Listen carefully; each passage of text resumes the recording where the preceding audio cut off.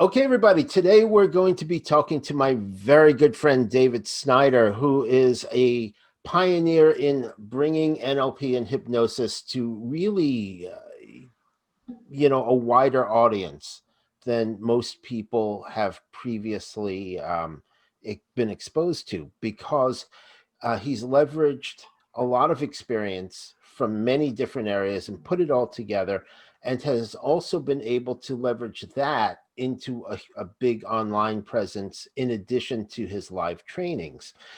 So there will be links in the description below for David and his products and his website so you can find out more information. But the most important thing is I want you to know who he is and know the types of things he's doing and the type of work he's doing in order to really help you get the things that you want to improve your life. We've got a very similar background in a lot of ways. We've trained with a lot of the same people. And I became very good friends with David through, answering some of his meetup invitations. It turns out, originally started out with NLP and hypnosis, and crossed over into martial arts, which, turned out I showed up at a meetup and it was the same guy. So, which was a very interesting coincidence. So, David, thank you so much for joining today and for taking the time to talk to people about what you do. Oh, thank you. It's a pleasure and an honor to be here. We certainly do have a huge amount of history and the parallels in our life experiences, and again, the mentors that we've had have been important and really the foundation of something that grew to be greater than the sum of the parts. So for me, it's kind of coming full circle from where we started to kind of bringing everything back together again in a cool way to see how people have evolved and how we've built on the same foundations and platforms. So it's cool. Thank you for having me. It's an honor and a pleasure to be here. Well, yeah, it's great to be doing this with you. I know you're really busy, so thanks again for taking time out of Mhm. the schedule. Um, you started out not doing hypnosis or NLP, professionally for a number of years, and I know, in my opinion, all of these experiences translate into where we go, and how we put together things we want and things we don't want. And people have sometimes settled for just being where they are, and that's not something that you've done, because you've evolved over the years from doing many different things into where you are now. You're a doctor of oriental medicine right now, Mhm. as well as obviously a very well known uh, trainer in NLP and hypnosis, and you've got a thriving therapeutic practice. So tell me a little bit about your history and kind of how you've evolved over the years and what you brought with you, because I really think the important thing is the transferable skills that we get, because I think a lot of people, and you've seen it in your practice as well, they get siloed into thinking, well, I'm doing this and I want to do that, but then I have to start all over again. And I don't think you ever start all over again when you have a basis Mhm. of experience in something. Mhm. So tell me a little bit about your trajectory and kind of what led you to where you are now. Well, one of the things that we all, especially if you've been bebopping around the worlds that we bebop around, many times the reason you start learning a discipline often transforms to another reason for maintaining and staying in the discipline. So I make a joke with my students, and I tell people right up front that, if you'd have told me back in, the early 90s or even earlier that I'd be sitting in a room 6, 7, 8 hours a day shoveling other people's shit, metaphysically, mentally or emotionally, I'd have laughed at you. It was simply not on my radar. With the upbringing I had, the childhood experiences I had, bullying, being, socially inept and really kind of not an awkward is an understatement really for me. I became driven very, very early on to find ways to get an advantage, to not to take advantage, but to get an edge, so to speak, to kind of find, the hack, to use a modern term, to improve myself and to be more powerful in my social life, more powerful in my ability to protect myself, more powerful in ability to get the things I wanted. And I thought that, like many of us, that, martial arts and metaphysics and self-improvement and all of these things were different, were different, And so, like many of us, I started studying. But I'm a deep diver. I'm kind of voracious that way. It's probably one of the things that attracted my wife to me was, like, if I can go deep into certain things, she makes me look like a piker, with what she can do. But basically what it came down to is everything I wanted distilled down to three basic categories. I wanted to be able to kick butt, get chicks, and be cool, and everything that drove me was to satisfy and fulfill that initial impetus, right? And what's interesting is, as you dive deeper and deeper into each of these subjects, of course, this is presupposing that you're actually, accomplishing the outcome you set.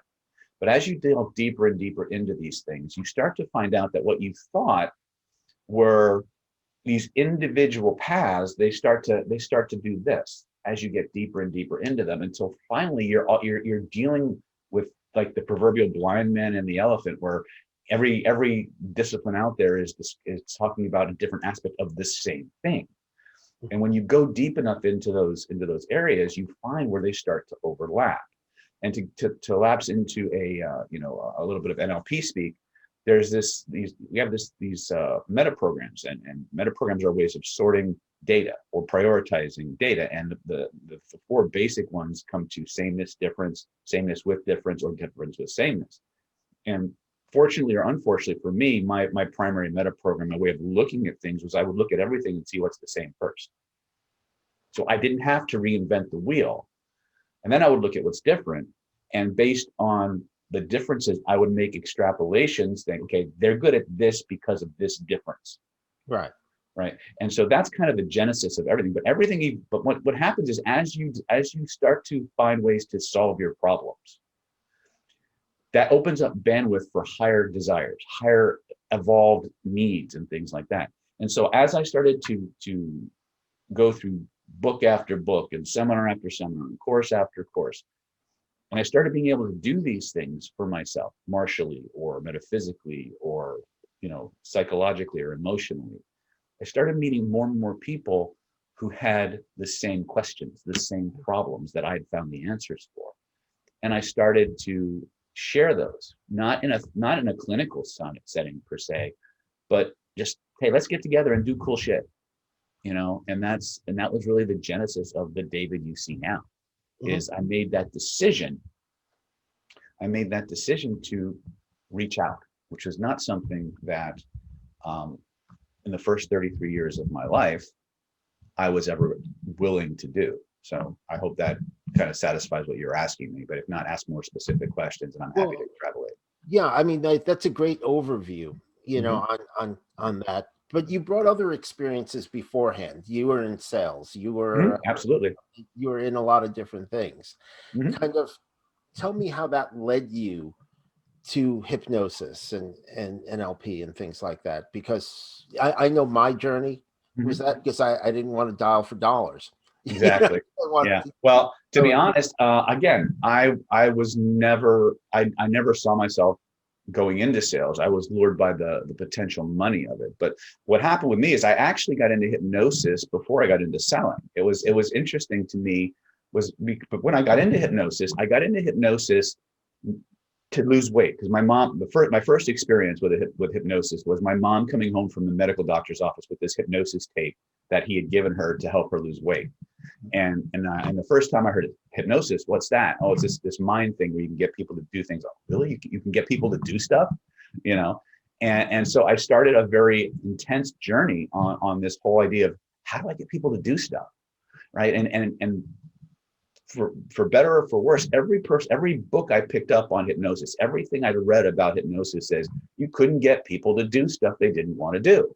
But I wanted to get people to do stuff they didn't want to do. That was so frustrating for me, And I kept running into these roads because I didn't understand. I didn't even know who Milton Erickson was until many, many years later, even until after I actually discovered my first book on neurolinguistic programming, which was the big piece.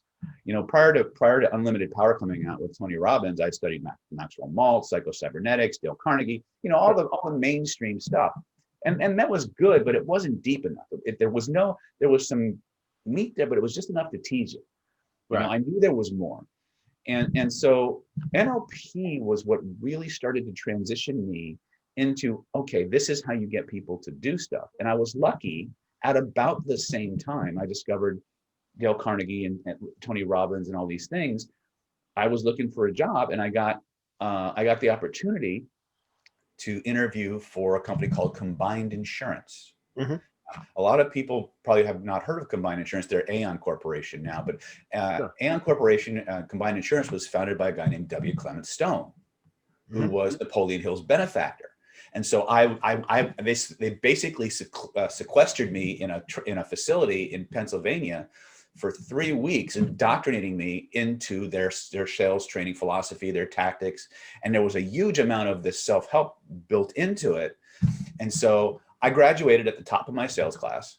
And I came out on fire. And within 3 months, I was setting records in sales, going door to door, selling insurance that nobody in my district had ever done. Unfortunately, the burnout rate in door to door sales is astronomical. So That's I did hit a burnout point, but I realized that there was tremendous power in the ability to sell. Mhm. And apparently, because of my acting experiences and everything else, it all just came together, and it gave me an insight into how to communicate with people, to get them to want to do the things that I wanted to do. And I was still a baby at that point, but that was kind of what brought me into okay, I can make money doing this. I can actually get people to reach into their wallet. This is before the internet. Reach into their wallet or take out their checkbook and get people to actually believe in what I was teaching and or selling, and from there. That combined with the fact that I just started playing with my first martial arts school. I started open when I was 18 in Lansdale, Pennsylvania, at a performing arts school. So these things kind of came together for me, and I found my love of influence and persuasion combining with my acting and my martial arts. And again, because when you open a school, you got to go get the business. It's not going to come to you. You got to be proactive. You got to go out and get it. So that was like the first time, that little epoch in my life before I moved to Florida, where all these things really started to come together, and allowed me to realize that there's a set of meta skills here. And that's really what my life has been, is a pursuit of meta skills that, to use your word, are transferable, that I can take from the sales room to the meeting room to the boardroom to the bedroom to the classroom to the treatment room. And that's kind of what's allowed us to develop the technologies that we teach today. Okay, terrific. So basically, I know you've been doing a lot of things with growing out the business. Oh, in ways that are different. Basically, Mhm. including different areas that Mhm. you're including for people. Sure. And, that's something that a lot of hypnotists, don't do. A lot of hypnosis schools actually don't want you to do, Sure. you know. Uh, kind of how were you influenced in those areas? Because you went through, I mean, some very really good teachers, Jerry Mhm. Kine, obviously, among other people. I had great teachers, both famous and infamous. Yes. And so kind of who has influenced you, and what did you pick up from them? I mean, it doesn't, every influence, I think, it teaches you something, basically things that resonate with you, things that don't resonate with you. I mean, Mhm. and I think it's important for people to get an understanding of that, because there's no one way to do things. As you know, every person you work with is different. Mhm. So you may start off in one place and then you move into a different place. And I think that's where that level of skill comes in that you have. That's where I always look for. It's not just running through an intervention or a procedure and then seeing what happens. It's Mhm. paying attention to the person and noticing how they're reacting.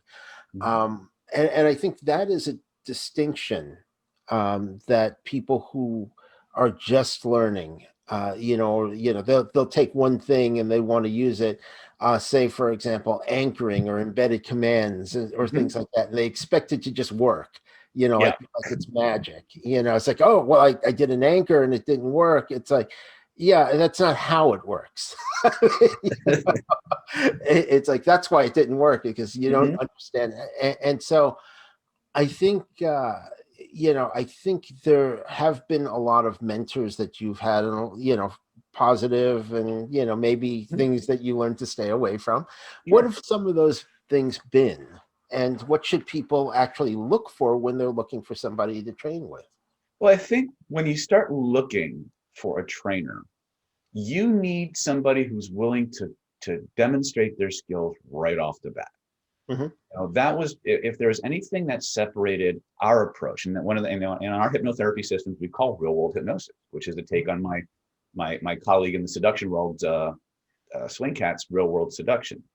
And our motto is being able to hypnotize anybody, anytime, anywhere, under any circumstance, for any reason, right?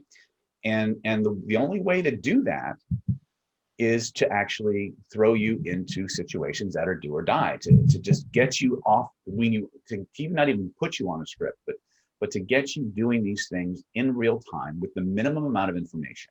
And what we've discovered is that when you give people the bare minimum information that they need without a crutch, so to speak, that they rise to the occasion far faster, and they pay, and this is the words you use, which I love, is pay. They pay more attention to the person in front of them. And if there was any two words that I could give to anybody who's seeking to improve their life in any aspect, and I'll elaborate more on what you want me to talk about, is pay attention. Pay attention to everyone you interact with. Pay attention to yourself when you're thinking about things. Pay attention to the thoughts that drift through your head or the spontaneous reactions that you have. Because this ability to pay attention is what opens the door to everything else. And when you have that, remember that attention is the currency of relationships, whether that relationship is within yourself or within other people. The more attention you pay, the more information, and the broader that conduit of connection comes. In terms of the mentors I've had, I've studied with everyone from Mark Cunningham to Mark Ross Jeffries to Dr. John LaTourette to Jerry Kine to I've studied by through proxy with Kenrick Cleveland. Never met him in person, but Good God. yeah, greatly influenced a lot of what I do. Right. Richard Bandler, of course, we all know. We went and got certified with Richard together, and a lot of really great people. Brent Baum, Lillian Bridges, and Bill Bankston. Just a plethora of amazing people. And then there's not even talking about all the people I've studied in the martial arts. I've introduced you to some of them, and we've had some really amazing experiences there. But I think the one that, when I look at my curriculum vitae, and I think about who's influenced me the most, the person whose CV I most I've modeled is actually Dr. John LaTourette. Okay. LaTourette was, I lovingly call him Dr. Psycho, because he's got this amazing, he calls it toilet zen, his ability to just drop the F-bomb at any given moment. But he's the one who really inspired me to integrate things like martial arts and NLP and hypnosis. Hmm. He was the first person I'd ever seen do it. And he did it well, and he explained it, and he was able to put these things into very practical, real world methodologies that you could just translate to things. And it was interesting because it was my pursuit of LaTourette's material that led me to things like speed seduction, which led me to Mark Cunningham, which led me to all these other amazing, famous, and infamous teachers that I took pieces that I thought were awesome, and I found out that each of these little radioactive nuggets was actually not a nugget. It was actually more like a Lego. And so once you understood, you could take these Legos and you could put them together in any sequence that you want. And that, I think, is where, again, people who are introduced to things like classical NLP, hypnosis, things of that nature, they see a technique and they're like the proverbial guy with the hammer. Everything's a nail, right? Whereas what you have to understand, that human influence and communication is not a technique. It's a process. Right? Exactly. and we've all, you and I have started from, with analogs to teachers and things like that, and we've created our own unique processes. First you have step 1, then you have step 2, then you have step 3, and I think that's what people need to understand, is they need a formula that they can follow, not a set of techniques that they just whip out. They need to know what they want to accomplish first, second, third, fourth, and then within each of those categories of the process, there needs to be a set body of technique that fit that criteria.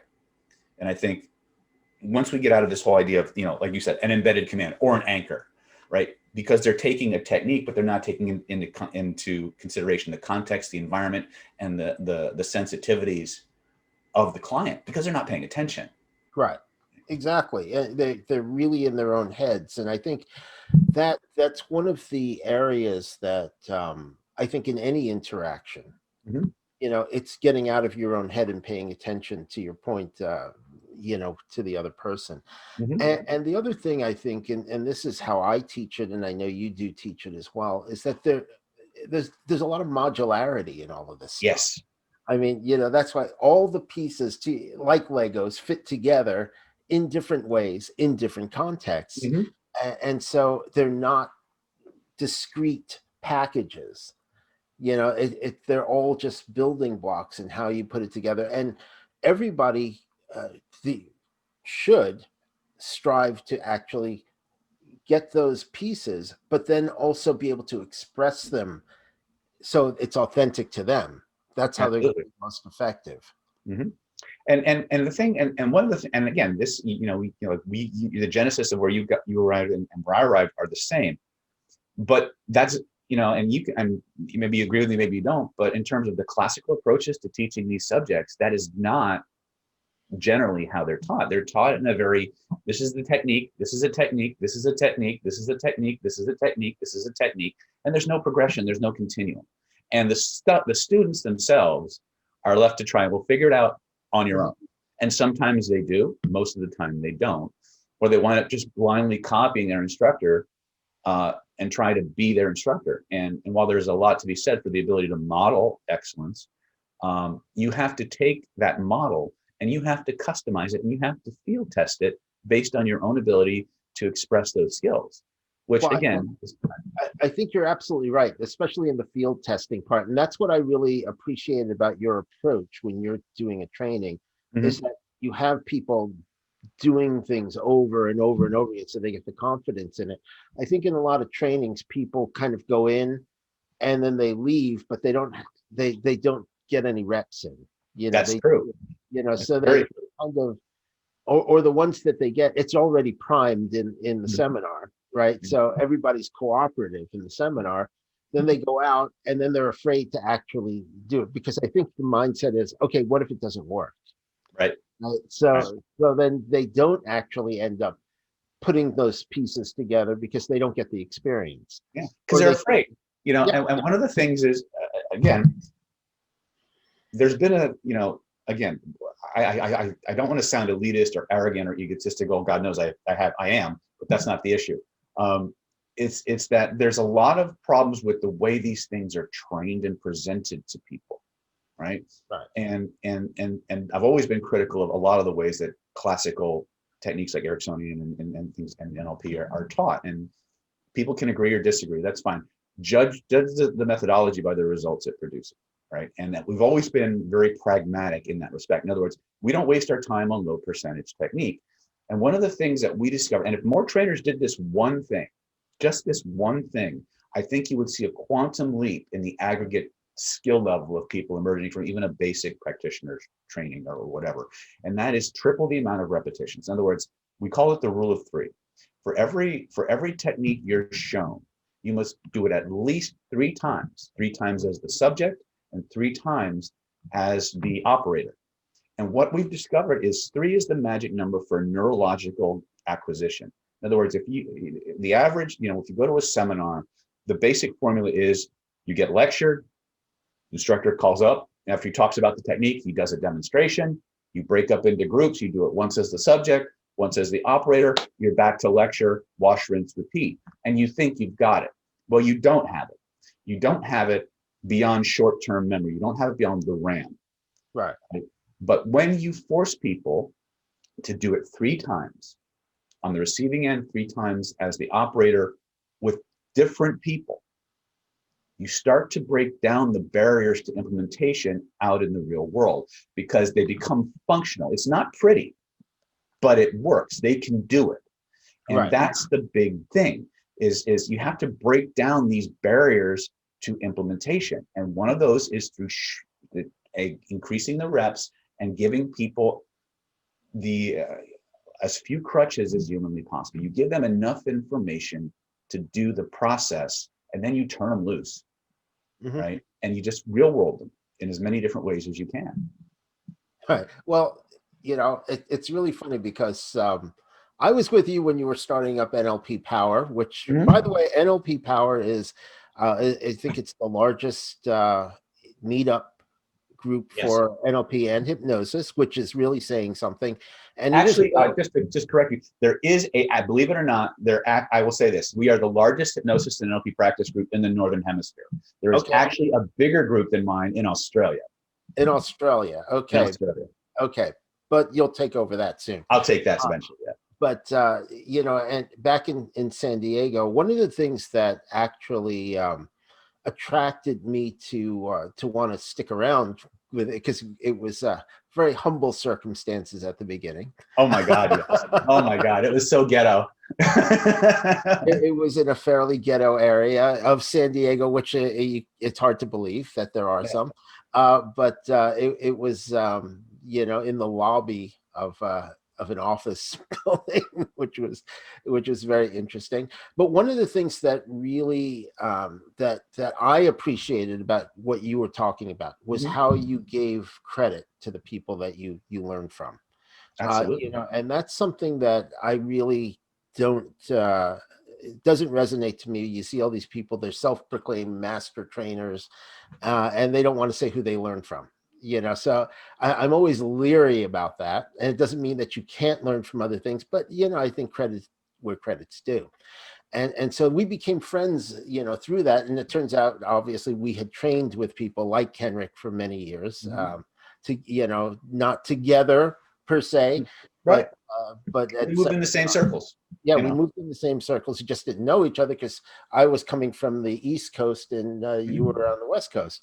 But when I did go out there, I would credit David with forcing me to teach some of the things that I learned, because he would just spring it on me and say, it's my modus operandi. Believe me, you're not alone, brother. So that was a very interesting time. And some of the areas, though, how has your approach evolved since we first met? Because it has. You've come up with different things, obviously different types of trainings. Your identity by design training. I was at the first one you did. Yes, you were. Really good training. Yes, you were. And I agree with you about taking away the crutches.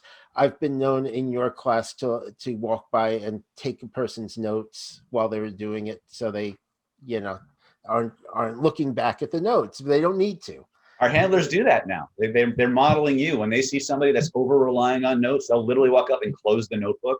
Yeah.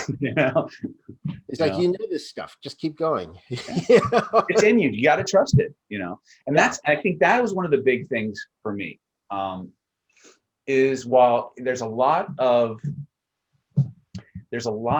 emphasis in classical NLP on unconscious learning. And I think that's absolutely important that we give the unconscious mind the credit it deserves, and we speak and install things unconsciously.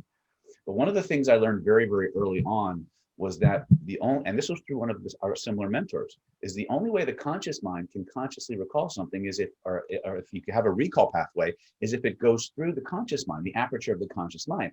Right. Many of the techniques that are used to install things in audiences and practitioners in the way it's classically taught bypasses that critical pathway. And so these people get these large downloads of information that become unconsciously active, but they don't realize it's unconsciously active. So they can't recall it and they can't teach it, but they get from their perspective, lucky because something they speak and something happens. Right. And we found that when you reintegrate, just like when we talk about NLP propulsion systems, where people are either towards or away from, well, they're not either towards or away from, they're both. It's just which one do they do first, which one do they do second. We took that same idea, we started applying it. We got to train the conscious mind just like we're teaching the unconscious mind, so that the recall pathway is there. So not only do they have this unconscious ability to express, they know what the frick it is they're doing, and they have an on and off switch. And so a lot of our training methodologies evolved for that. The other thing that started to happen in terms of the technologies that you're seeing were actually outcroppings of a lot of our meetup groups that we started to run. One of the things that we did very, very early on, and you may remember when we did this, when we first started, when you and I first started getting together, first couple 3 years, 2 years, whatever it was, everything that we taught was a aspect of hypnosis or NLP. In other words, we would teach anchoring, or we would teach language patterns, or we would teach, time distortion, all these things that are topics that are near and dear to the heart of people in the niche, right? But they didn't help regular people with regular problems get that problem fixed. And where things really started to change and evolve, there were two big pieces. You were there for both of them. The first big piece was when we started promoting the NLP Power Mastermind Mentoring Program back in 2010. And what would literally happen is people would come in. It was a paid group, and it wasn't a certification. I was refusing to certify people at that time, right? Yes, you were. James has a gloating point coming up. Stay tuned for that one. But basically what it came down to was, 10, 20, I forget how many were there, like 10 or 15 people the very first time we did it. Yeah. Right. And I would literally go around that Saturday and say, what do you want to learn? What do you want to learn? What do you want to learn? What do you want to learn? What do you want to learn? And they would literally tell me what they wanted to focus on that day. I would write it on the board, and in my mind, I would look at where all these different areas crossed, where they coincided. I'd create a lesson plan on the spot. And for the next 4 hours or 8 hours, depending on what we were doing, we would drill people on those skills until they could do them in their sleep. And what came from 10 years now, it's still going on. It's 2021. We're going into our 11th year. What came from that was neurologically forcing me to find ways to connect things that had no normal understood connection, and how they all fit together, like that Lego phenomena. And insights started to come. One of the reasons I was always, putting you on the spot to teach was because I was lazy. No, it was because, well, you need to take a drink or something. You need to take a drink, but also because you had some very powerful insights. You had a very different, we don't always agree on certain things. We have different approaches, even though we're very able to get our outcomes. But you brought some very interesting abilities and understandings and perspectives. You emphasized other technique than I did. We pulled from the same toolkit, but we used those palettes and brushes differently. But the other thing was, I'll dilute myself here for a minute. I had to find ways to put these things together. And one of the reasons I always picked on my people to teach was because and I got this from one of my martial arts mentors, Remy Prisa. So you say, if you want to learn, you must teach. And I found that out by teaching martial arts. I would learn so much more about the material that I thought I knew. And so when the mastermind program started, the NLP Power Mastermind program started, not only did I have to teach techniques that I knew, I had to put them together in ways that no one had ever thought of before. And it caused me, because I had to teach, to understand them differently, to understand the power and perspective on things. And then my students would come up with shit I'd never thought of, right? And that's kind of what's caused that genesis that really started to move us, down the line from that. But the next biggest thing was when we started focusing on solving people's problems rather than teaching them hypnosis or NLP. Right. People would come because there were certain hot topics that people always wanted to know how to make more money. They always wanted to improve their self. They always wanted to get rid of their shit. They always wanted to get over limiting beliefs and negative emotions. So when we started actually teaching people not NLP, but how to get rid of a problem using NLP or hypnosis or related disciplines, that's when the crowd started to come. because now we were talking to regular people who couldn't even spell hypnosis half the time, had no idea who Tony Robbins was, and a lot of, or these other people, but they had a problem. They knew him. He's the guy with the big teeth. Yeah, right. But they had a problem. And we started giving people solutions to problems. Right. And that was really where it was one of the big changes in for the first 2-3 years. Everything we did was, the anchoring, criterion, values, language patterns. We had I came from an attraction seduction background, because remember, I wasn't therapeutically oriented at the time. Even when I went to acupuncture school, it wasn't to learn to be a healer, even though that's what I was being taught. It was to empower my martial arts and my energetics and give me a fallback career if my martial arts and my other stuff didn't work out, right? Again, many times the reason you think you're learning something, the universe has a deeper plan. And right. That's kind of circling back to what I began with, is many times the reason you start something isn't the reason you stay with it.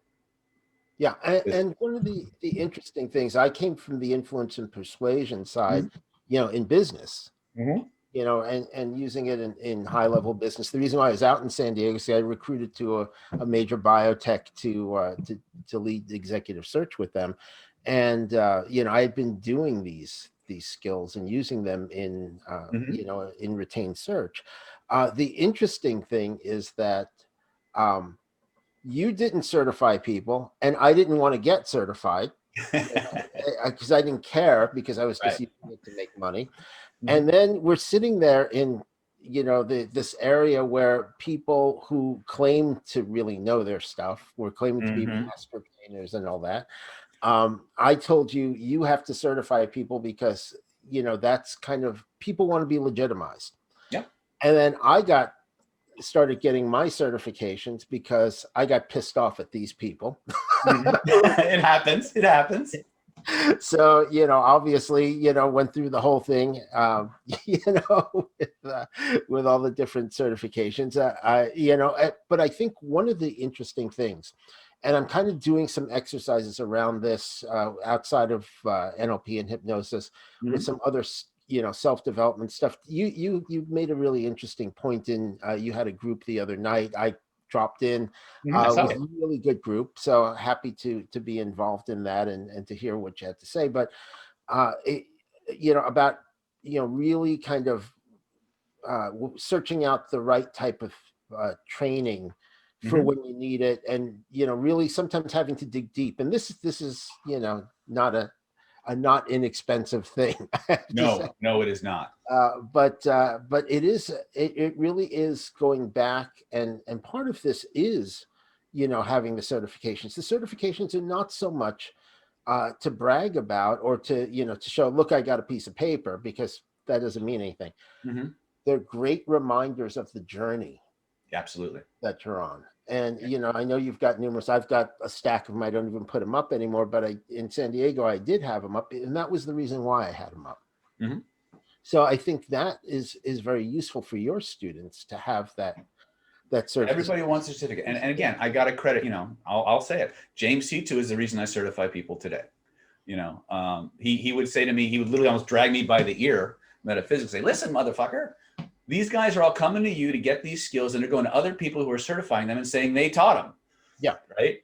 And he really, he bent my ear a little. Was it 2 years, 3 years? How long did it take? How long were you busting on me? Over 2 years. I'm a little more persuasive than 3. It didn't take. But I am enough to hang out for 2 years. But yeah, but you got to remember, for those of you who didn't know, I literally taught hypnosis and NLP for free for 10 years before I ever even considered certifying another human being.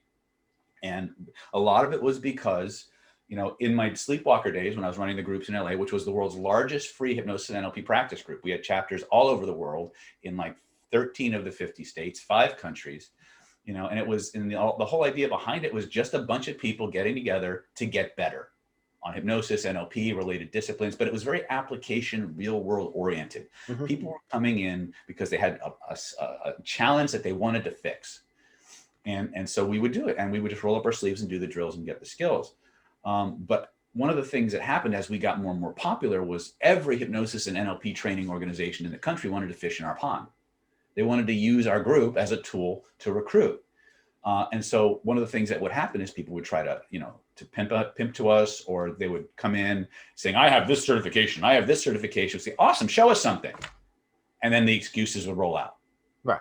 And in the rare occasion, but they would sit there, like the armchair NLPers that they are, and pick apart every single person saying what they did wrong, quoting chapter and verse. But when you ask them to actually get up off their ass and do something, they would come up with all kinds of reasons not to. And in the rare occasions when they actually did, they sucked. Right. And to be quite frank, I was zealously committed to not being part of that problem, because somewhere along the line, NLP became a commodity rather than a skill set to be acquired. And I think in Southern California that happened. Yeah, right.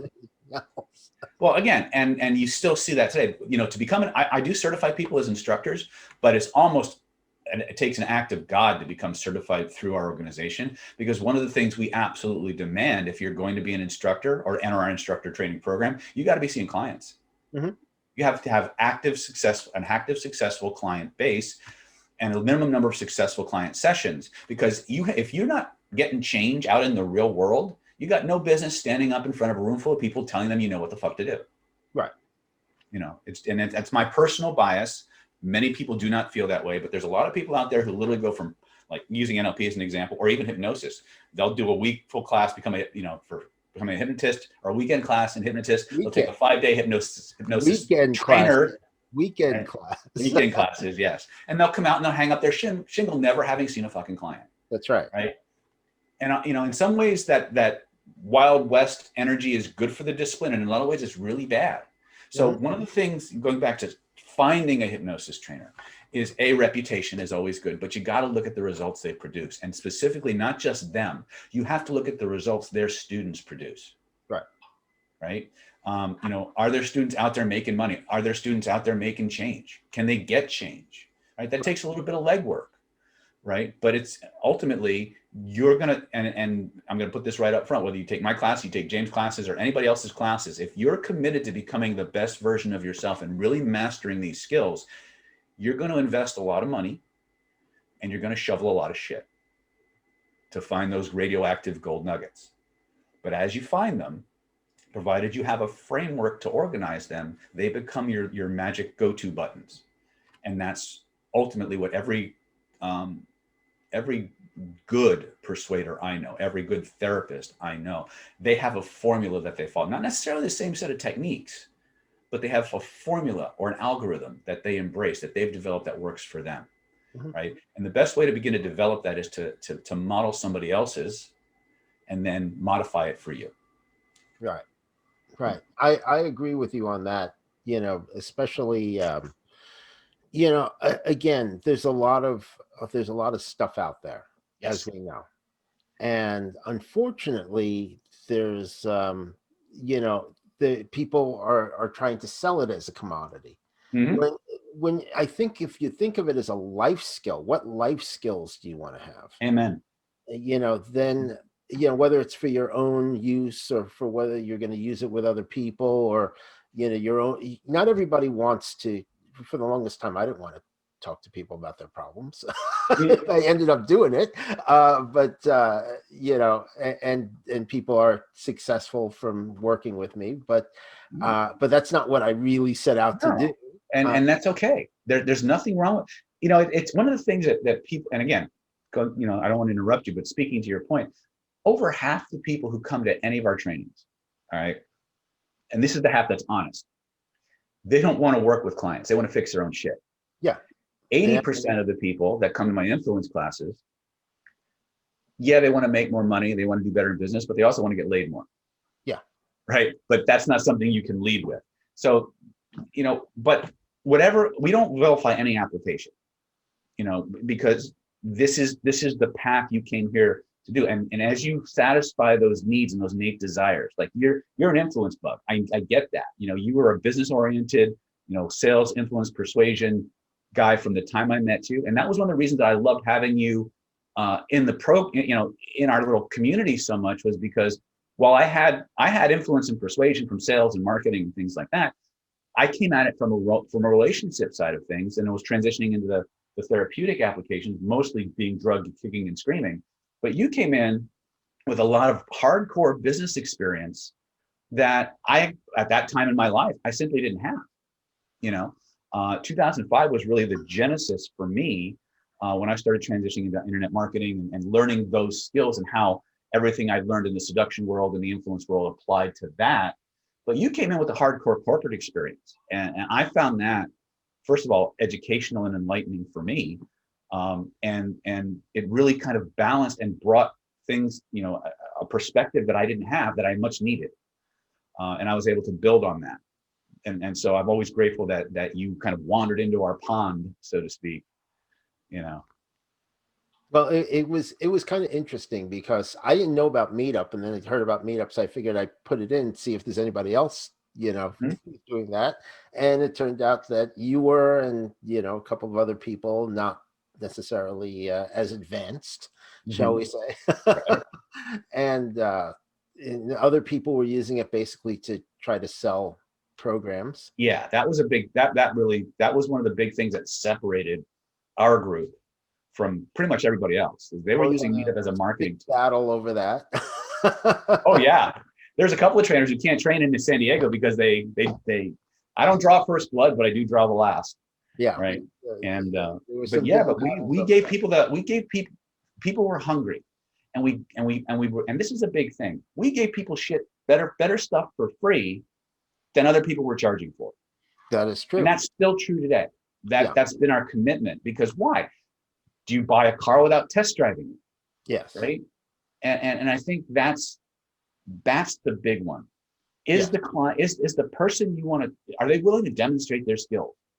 Mm-hmm. And you remember Andy, the Vietnamese guy Yeah. from first Renegade Hypnosis class we ever taught, right? Yeah. You know, I think I told you this, you know, he came to a meetup and he walks up to me and he goes, "Pardon me, I'm Andy. Can you hypnotize people?" I go, "Yeah." "Can you hypnotize me?" I go, "Yeah." "Can you hypnotize me right now?" I said, "Sit down." Blam! I slammed him into an instant induction, right? He goes in, I do some stuff with him. He comes out, he goes, "Oh, I think you ran into camera at the back of the room when I did this." He goes, Yeah, that was "Oh, your old camera though. So yeah." He reaches into his pocket, he pulls out a checkbook and writes me a check for the next training. And I found out, and this he said this when we were doing the testimonials at the end of the class. I didn't know this, but he'd been to every hypnosis trainer in San Diego and asked every single one of them the same question. And the only person who would hypnotize him was me. right. Right. So Yeah, I think there were a lot of people who, you know, I mean, they talk the talk, but they don't walk. yeah. And don't get me wrong, there's some really good people out there, you Yeah. know, classical or otherwise. There's some, you know, Mike Mindell's, the Melissa Tears, you know, Richard Nongard, of course, is awesome. Ken Guzzo, these are all high level people, but there's a lot of not so high level people out there spouting credentials that maybe they should rethink.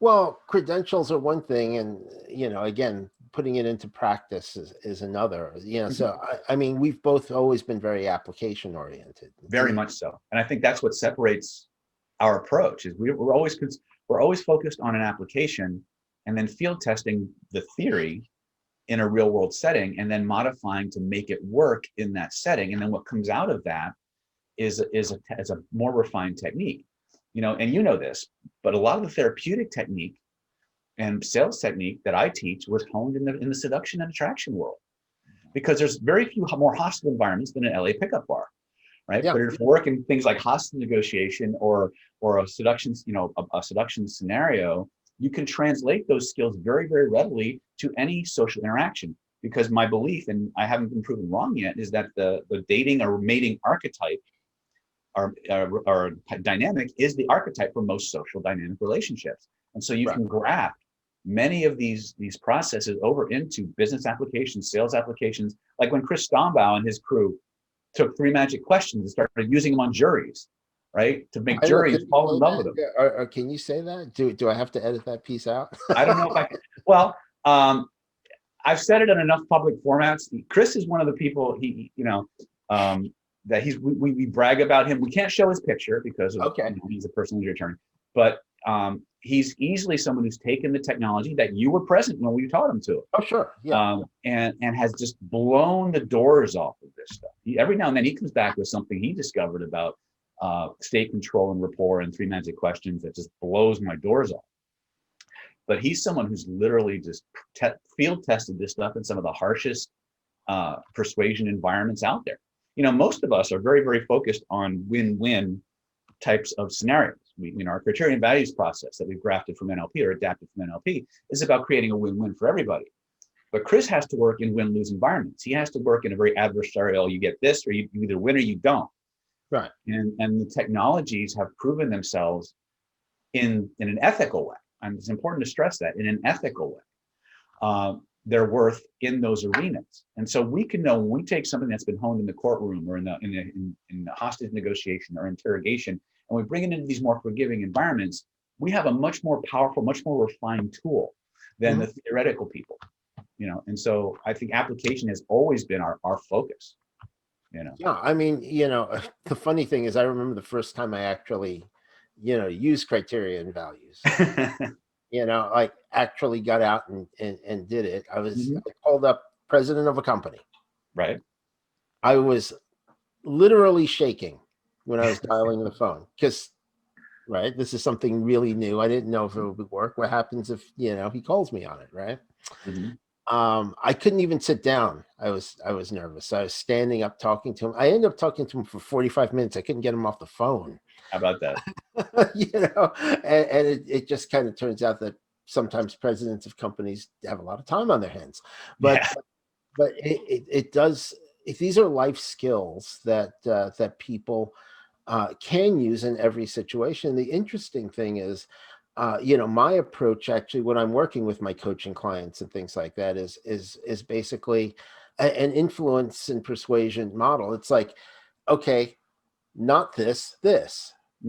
Right. So it's kind of persuading them to think differently. Absolutely. About what's going on and to do something else. Well, I like that. Go ahead. I'm sorry. Working. No, please. Well, I like that you keep coming back to hypnosis as a life skill, because for many years, that was the motto that I used. I always believed that hypnotic technique and bridging off into any form of altered state work was a life skill. And my life's work has been the pursuit of what I call meta skills that translate that make everything I do better. And hypnosis was one of the very first meta skills that I uncovered that allowed me to tap into the potentials of people. And it's been one of the cornerstones of everything that I do. That and my martial arts. So to hear you say that is very gratifying, because I've said that many, many times to audiences and one-on-one and in many locations. So criterion values, you were saying, to 45 minutes, CEOs have a lot of free time. There's a funny story you told me once about, one of the things I like about you, James, is that when you have a question, you have no problem calling up the teacher, no matter who they are or where they are, and getting in a dialogue with them over the phone. And it was like, and remember you had a question about criterion values and you called Kenrick. Yeah. You asked him and tell that story. It's always a fun story. Well, I mean, that was at the time he was actually taking calls, but he would say, yeah. And I think most people won't call. Right. that's why people put that out. They say, oh, well, if you have a question, call me. Here's my number. But they think nobody will call. Right. I called him, just ask, well, when do you bring it in? He said, right at the beginning, and he did a demo, which was really nice. I've done it before, like Lloyd Glauberman, who did some amazing hypnosis tapes. The production value on his hypnosis tapes are out of the world. I really thought very highly of them. And I had a question about, how often do you use the different programs? I looked them up in the phone book, and I called them up and I asked him, is this Lloyd Glauberman who puts out these, these programs? And he said, yes. I said, well, I have a question. Excellent. And he said, oh, okay, what is it? He goes, well, how often, should you use the programs, and can you use more than one at a time? and we had a very nice conversation about that. You What know, did he he's a say? really nice What did guy. he say about how many you could use at one time? He said, you know, realistically, you shouldn't use more than two at a time. You Okay. know, but his things are structured so you're only going half an hour on one at a time anyway. So, Right. you know, it's pretty flexible. My attitude towards that, and you know, maybe a piece of advice for anybody using, you know, a self hypnosis program, is that at a certain point you're not going to stay in because your unconscious has had enough and say, I got the point, let me work on it, you know, Right. stop trying to cram more in. You'll get restless at a certain before going through the whole thing, and that's when you should just lay off and let it work. You know, just just like anything else. One of the biggest challenges I see when people are trying to, and this was true for me, and so I generalize a lot of times, which NLP sayers people say you should never do, but people are more like than not. Um, you ever find, people often wonder how's the best way to listen to a self hypnosis tape? Should I try to focus on every word, or should I just like space out and just not even think about it and daydream while it's playing? What's giving you, in your experience, what's giving you the biggest bang for the buck? In my experience is to go with it. There'll be times that, and just like in regular hypnosis, like when you're in a trance and somebody's Mm-hmm. taking you through it, sometimes you'll be more focused and a little bit more conscious than others. Sometimes you'll be super deep. Right. um and that's where beginners I think are kind of like, am I in trance, right? Mm-hmm. Because they, you know, they're questioning it, but they're still getting it. Right. So the point is to go through it and look for the results, you Mm-hmm. know, and I think the important thing before that is to know what result you're looking for. I think that's very important. I think everything starts with knowing what you want. Yeah. Then the second to that will be knowing how you know you're getting it. Yes. Right. And again, there's lots, depending on what system you pull from. Everybody has like I talked about this on the AMA the other day. If Mhm. you NLP, keys to an achievable outcome versus SMART goals versus whatever. What at the end of the day, all bells and whistles aside, you just need to know what you want and how you know you're getting Yeah. it, right? And however you do that, as long as it's measurable, it's going to be fine, right? Right. Make your shit simple, because if it's not simple, you won't do it. And the thing that I've found is that stated in positives, Mm-hmm. because if you don't state it in positives, you'll go back to what's familiar, which is what you don't want. Exactly. Exactly. Mm-hmm. So, you know, that is, I think that's a key issue that a lot of people have. They know what they don't want. They're Right. always sure about what they don't want, but they're either don't know, haven't thought of, or are afraid to say what they do want. Exactly. And a lot of people, this is something when I started teaching law of attraction stuff, which was again an evolution from where we started, Right. right? One of the things I found when I'm teaching people how to manifest was that a lot of people are afraid to manifest because they're afraid if they get what they ask for, they'll be stuck with Yes. it, you know. Yeah. And so once again, this whole idea that you got one shot and you can't fix it. That it kind of goes to what we were just talking about. So Well, it's the same thing, you know, that you've taught that in hypnosis. It's that it's very flexible. If you can go back and fix it. yeah. There's nothing you can't. What the mind and the body create, the mind and body can fix. You're never stuck. Right. And so I think I've said it before in maybe less eloquent terms, but hypnosis, even classical hypnosis, is the easiest, most forgiving, sloppiest, screw it up 9 times, fix it on the 10th, and no one will ever know or care approach to self work or change that has ever existed, and is still in the top 4, I think, in terms of transformation and the things you can do with it. Right. you know and every other personal change system I have ever experienced that worked utilized altered states of consciousness. It was basically a hypnotic variant. So Yes. Yeah. That's why I do look for the levers mhm. that are in there, you know, and I think one of the things is to watch and listen for how somebody does stuff, Yeah, not what they're saying. exactly. Right, because and it's not that they're necessarily trying to keep information from you, it's just they're not processing it that way, and they're just doing it. Mhm. And so their explanation for why stuff works may not actually be what's going on. Mm-hmm. And I think that, again, is another one of the things that separates you, maybe me, from, and why our technologies tend to be a little bit different, is we spend an inordinate amount of time deconstructing things, like, and parsing things into different categories. This works, this is the same, this is different. You are very much a difference-oriented person, which is, traumatizing for me, watching you in a room full, in a table full of other people who are also sorting by exceptions and things of that nature. I'm very much a sameness, but I do bring up the differences because you don't.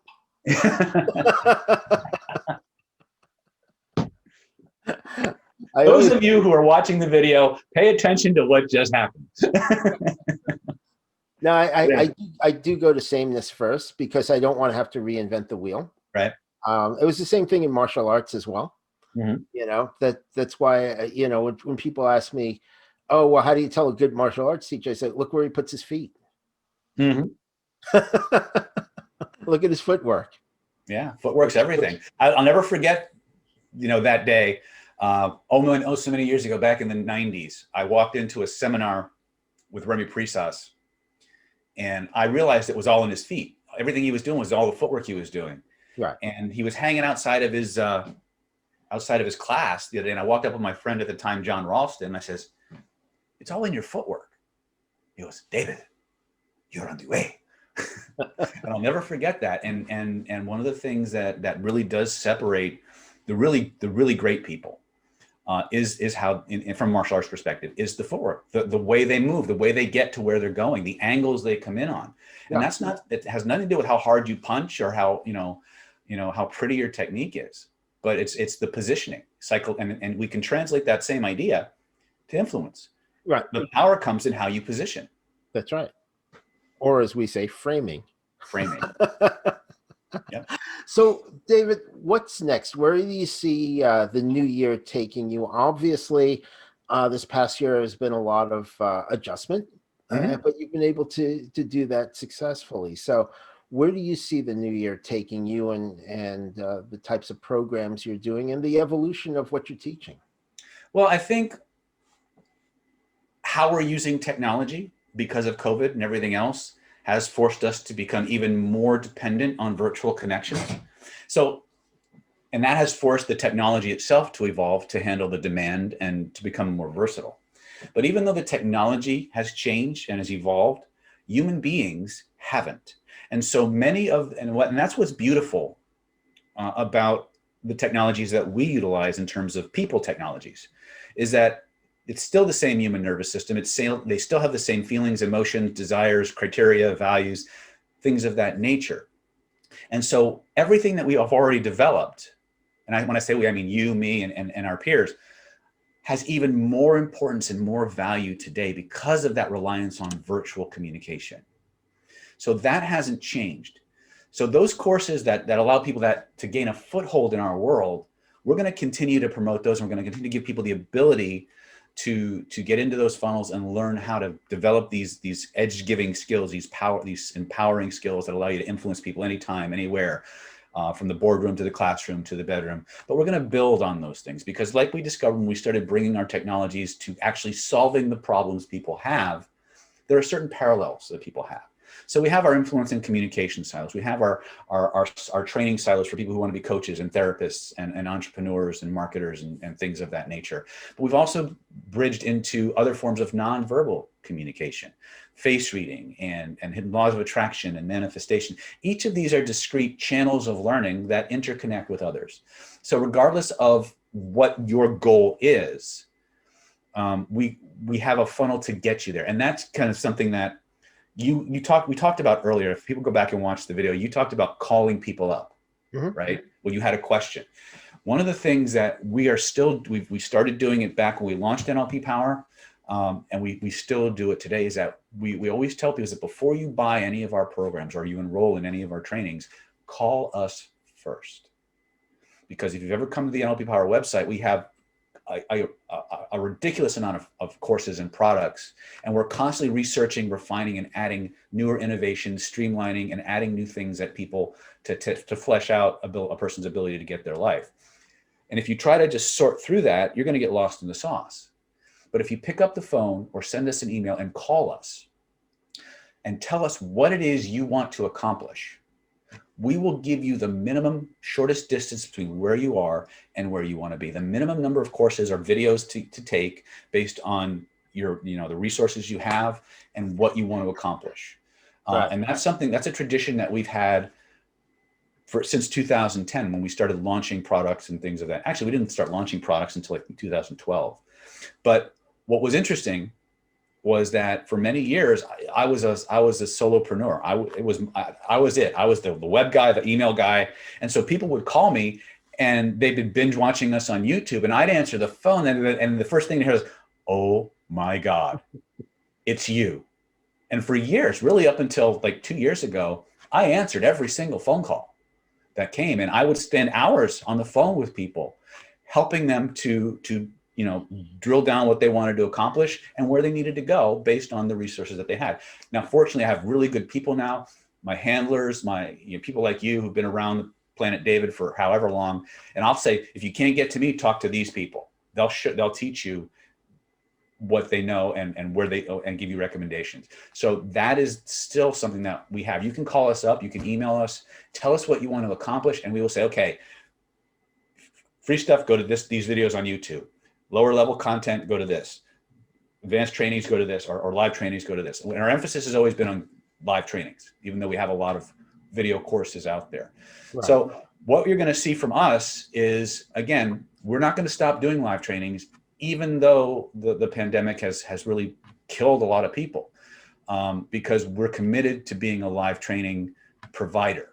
Well, and live trainings are very important. I mean, I was happy to see you down when you went into it was fun. Area. I drove down, and it was great catching up with you down there. It's just, there's no substitute for working with somebody live, and getting that type of experience in because it's more than just what you're seeing. Yes.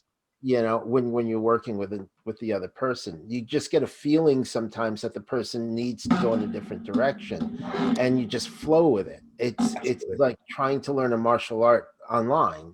You can learn very hard, but you can't learn the certain things that involve contact and sensitivity. You'll never get the kinesthetics from it, and that's what drives the bus. Yes. Everything that human beings do is in response to a feeling. It's either a feeling they want more of or a feeling they want a whole lot less of. And there's a mirror neuron aspect that goes on with these trainings as well, that creates a template inside of you. And I think we have committed to doing live events, and we do a lot of hybrid events now, where we'll do it simultaneous, we'll simulcast it live and virtual. But if you want to get a certification, you've got to actually come to a live event. We'll issue a provisional if you take it. You have to show what you can do. But you've got to actually turn in your work. And we actually have proctors online to make sure that you're doing we actually have, I don't know if maybe you saw these in DC. We have tally sheets that we hand out to every single attendee at a live event, that they have to actually mark off how many times they've been a subject for a technique, how many times they've been an operator. Yeah, I didn't see that actually, but and they have to turn that in at the end of the class. And if they don't have a minimum number of reps, they don't get their certificate. Right. Yeah, that's a good idea. That's a good idea. As far as programs go, I can highly recommend S.T.E.A.L.T.H Selling Secrets. Mm-hmm. That was actually a really good one. It was. My co-trainer was exceptionally good for that one too, as I recall. Yeah, he's better now. But yeah, that was a really good one. The people still refer back to that one. Oh yeah, well, we promote it. It stood the test of time. And that's going back to what I was saying when you asked me what we were doing in 2021. We're going bigger. We're going to reach more people. We're going to do more events. We're going to create more advanced level products. And we're going to update many of the core courses to, because they've stood the test of time, but the video is old. So we want better quality video and better quality sound and things of that nature. The content is solid. Yeah. Content, because human beings simply just don't change that much. Right. How we use our technology may change, but on an organic neurological level, human beings are no different now than they were 100 years ago. So these technologies will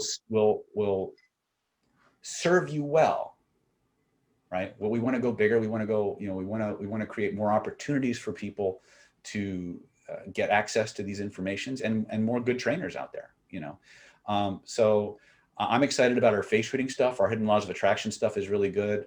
We've added 2 new variations on attraction and as well as advanced hypnotic influence applications. So psychological self-defense strategies and things of that nature. So our Killer Influence program, which was, by the way, voted the #1 NLP course of 2020. And we didn't even promote it as the NLP course. It beat out everybody else's course for 2020. So we've added another version of Killer Influence and vibrational influence, which a lot of people are into the energetics and the psychic influence stuff. People reading has been a huge support silo for that. And so we're building those out. So we're always adding new stuff in the same silos, because again, human needs don't change all that much. Just how we get those needs met tends to change. Right. How do you, one of the last questions, but I know I've noticed this in a lot of trainers, is that, because they have their core group, they're always coming up with newer, right? More variations on the same. The basics have to be taught, though. Yeah. As you know, well, again, the problem is when people are getting the basics. Yeah. And this is why, we're so committed. The same courses that we're teaching, again, we revised the course content to make it more street worthy, right? But CPI, which you were, when I started to teach CPI again, because I put it on the shelf and I'd forgotten about it back in 2011, 2010 or 2011, I think it was. It was, around that time, 2010, 2011. It was a long time ago, but the IKEA place. Yeah. But that system still, nothing's beat it. Right. And so, and one of the things that happens is, you will always have people who want the next level. They want the next level, but you have to feed both ends of that funnel. Right. If you want people to get to your advanced classes, you got to put a ton of people in at the basic level. Right. And those basic levels, and this is something I learned from Dan Kennedy, is you have to be very, very mindful of focusing on creating content for this smaller group of advanced people to the detriment of feeding the other end of that funnel. There has to be a balance. Right. And we're certainly seeing that now is, we have all these courses that have prerequisites to them that there's nobody that can go to them because they've either had it already or we're not feeding that basic end. So we're going to continue to put out more of those entry-level trainings that are still higher level than what the industry is giving. And you have to find, and again, I think that's, we're always looking for the next parallel niche. In other words, what other area are people who studying CPI or Killer Influence or body language or attraction or vibrational influence or laws of attraction, what other parallel niches, would flesh out their experience or round them out, so to speak. And so we're always testing and marketing and looking at ways to do that. But we're still focusing on making sure that there's enough entry-level classes that people can get in and figure out where they want to go. And so we've got, at the end of June or January here, January 27th to the 31st, we're doing Identity by Design 2021. So for people can get their inner game rocked down if they want to be a coach or a therapist or a trainer. This is the best program that we have that gets you all the skills for yourself as well as for your clients. We're going to teach you instant and rapid inductions. We're going to teach you how to systematically remove all the negativity you didn't even know you had. We're going to teach you how to remove all the secondary gain you have for not moving forward in your life. We're going to teach you how to reprogram that internal voice inside your head that keeps talking shit to you, and so it builds you up instead of tears you down. We're going to teach you the 4 default driver states that move you forward instead of holding you back. We're going to teach you ridiculous amounts of state control. We're going to teach you how to sanitize the negativity from your past so that when you look back on it, you only remember it in ways that make your life better. We're going to take that entire complex of transformation, and then we're going to install it, what we call a priori, at a genetic template level, so that your entire neurology, your DNA, is actually programmed, a la Bruce Lipton, in a way that creates this whole shift for you. And then through deep trance identification, we're going to teach you how to take the skills, attributes of people you admire and build those into your own internal sense of identity. So you can customize who you want to be, so you can be the best version of yourself instead of the person that, you know, circumstances, upbringing, culture have conspired to make you. So identity by design, for people who have a coaching orientation, a therapist orientation, a personal development orientation, that's a great class for people to jump into. For people who are more interested in influence and persuasion, we've got actually several classes coming up February, March. We have classes on attraction mastery, classes on killer influence, which is the full spectrum covert hypnosis system that you've been through. And we have a CPI class, which is all about hypnotic languaging. So for those of you who are interested in those applications, those are coming up. You can go to www.nlppower.com to our events calendar and find the exact dates. I don't want to inundate you with all the things that we've got coming up. We've got a pretty extensive calendar, not to mention face reading classes coming up, law of attraction classes, things of that nature. But most of the people that I would imagine would be on this podcast are going to be focused largely on the influence side of things, the therapist and coaching side of things. So I think those are the classes that are going to give you the biggest bang for your buck initially. Terrific. I think that's one of the things, to your point, that a lot of people forget that balance. I mean, they're catering to their audience that has been with them for quite a while, and they've dropped some of the core basic skill sets that, you know, and you see that in, you know, in just about everything, unfortunately. Yeah, because trainers get bored. And I learned this from Dan Kennedy, actually. He said that the more a provider, you being, you know, trainers and content creators provide, the more they service their niche, the more alienated they tend to become from their market. And the reason is because the people coming into the beginner's end of your funnel have the same questions you had 20 years ago, but you're not a beginner. And so you have different questions. And so you start creating answers to the questions you currently have, rather than getting back to that beginner's mindset and giving the people and answering the questions these people have. Right. And so it's important as a coach, as a therapist, as a marketer, a provider of content, to always remember that there's going to be more people who know nothing than people who are ready for the advanced level stuff. Now, the nice thing about the advanced level stuff is they tend to be hyper responders. The people who keep coming back are people who have invested, they've gotten a return on that investment, they want the next thing. They're good customers and you need to take care of them. But remember, there's less of them and more of these. So you have to, again, find that balance. Right, exactly. Well, terrific. So, you know, obviously at some point, you'll probably be doing some live things outside of Las Vegas. I would like to. In fact, we're looking at Florida right now. Okay. I'm not sure if we'll ever go back to DC right yet. Again, a lot of it depends on the pandemic issues and things like that. And there's a cost issue as well. We want to find places that are easy and cost effective for people to get to. And we definitely want to do more East Coast events anyway. But right now, Vegas is the most pandemic friendly area. And ironically, or sadly, depending on what you think, it costs me less to drive 6 hours to Las Vegas to do a training than it does to go 20 minutes down the road to the hotels in San Diego. Like by orders of magnitude more expensive to do events in my back frickin' yard than it is to go to Vegas.